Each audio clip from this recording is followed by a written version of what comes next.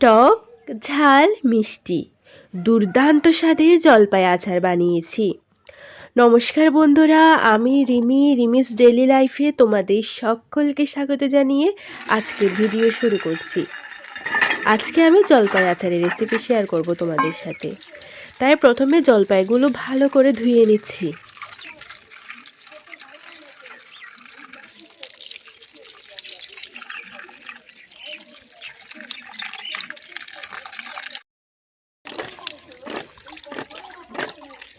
এই তো জলপাই খুব ভালো করে ধুয়ে নিয়েছি। এবার জলটা ঝরে যাওয়ার জন্য একটু রোদে দিচ্ছি। দেখো আমি একটু ঝাঁকিয়ে ঝাঁকিয়ে দিচ্ছি যাতে সমস্ত জলই ঝরে যায়। এখন আমি বর্তমানে যেই প্রসেসটা ট্রেন্ডিংয়ে আছে ওভাবেই জলপাইটা কেটে নিচ্ছি, কিন্তু খুব একটা কুচি কুচি করে কাটবো না, কারণ আমি জলপাইয়ের মোরাব্বা না বানিয়ে জলপাইয়ের আচার তৈরি করব সেজন্য। তাহলে কিভাবে কেটে নিচ্ছি দেখে নাও।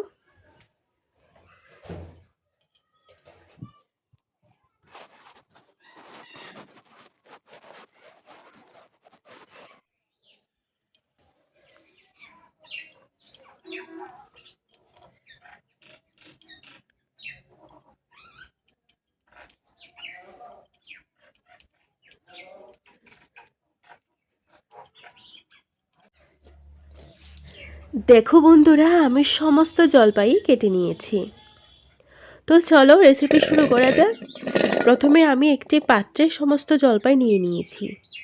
তারপর দিয়ে দিচ্ছি মরিচের গুঁড়ো, তোমরা তোমাদের স্বাদ মতো দিতে পারো। তারপর কালারের জন্য হলুদের গুঁড়ো, তারপর দিচ্ছি স্বাদ মতো লবণ। এবার বেশ অনেকটাই চিনি দিয়ে দিচ্ছি। আমি এবার সমস্ত উপকরণ ভালো করে জলপাইয়ের সাথে মেখে নিচ্ছি। তো বন্ধুরা দেখতেই পাচ্ছ আমি কিন্তু কোনো রকম জল দিইনি। এই তো এভাবে মেখে রাখবো প্রায় আধ ঘন্টার মতো। কিছুক্ষণ পরে দেখা যাবে যে জলপাই থেকে অনেকটাই জল বেরিয়েছে। চিনি আর লবণের মিশ্রণে চিনিটা গলেই যাবে।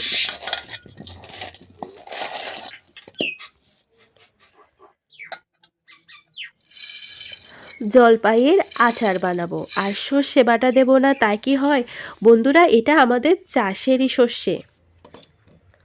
তো আগে সর্ষেটা বেটে নিচ্ছি।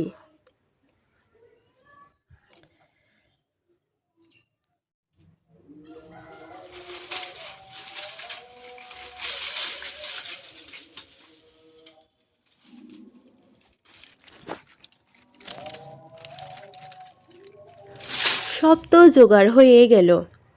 এবার ভাজা মশলাটা তৈরি করছি। তো ভাজা মশলাটা করার জন্য আগে দিয়ে দিলাম বেশ কিছুটা শুকনো লঙ্কা। এরপর দিয়ে দিলাম জিরা। জলপাই আচারে জিরার গুঁড়োটা খুব ভালো ফ্লেভার দেয়।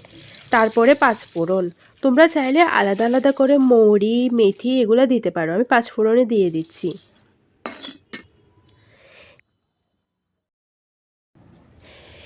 এইবার পাত্রে তেল গরম করছি, সরিষার তেল। ফোড়নের জন্য দিয়ে দিলাম কয়েকটা তেজপাতা আর শুকনো লঙ্কা। দেখো বন্ধুরা জলপাই থেকে কি পরিমাণ জল ছেড়েছে। এইবার হালকা আছে আস্তে আস্তে নেড়ে নিচ্ছি। দেখো দেওয়ার সাথে সাথে কিন্তু একটা সুন্দর কালার চলে আসছে।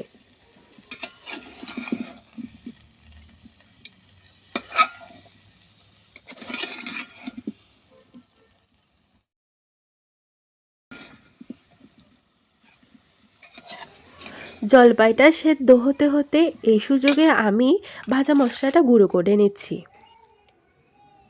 খুব বেশি গুঁড়ো করব না, কিছুটা আধ ভাঙা থাকবে।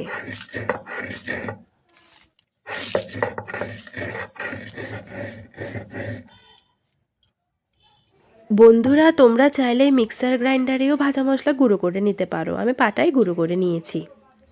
দেখো কি সুন্দর একটা কালার হয়েছে। এরপর চলো দেখে নেওয়া যাক জলপাইয়ের কি অবস্থা। খুব বেশি চাল না দিয়ে হালকা আছে যদি রান্না করে জলপাই খুব তাড়াতাড়ি সেদ্ধ হয়ে যাবে। তো বন্ধুরা আমি ভাবছি ভিনেগার না দিয়ে লেবুর রস দিই, তোমরা চাইলে লেবুর রস অথবা ভিনেগার দুটোই দিতে পারো। এই অবস্থায় আমি কিছুটা ভাজা মশলা দিয়ে দিচ্ছি, সবটা দেব না, কিছুটা শেষে দেব ফ্লেভারের জন্য। খুব আস্তে আস্তে নাড়াচাড়া করছি যাতে জলপাইটা ভেঙে না যায়। এইবার সর্ষে বাটাতে লেবু কষলে দিচ্ছি।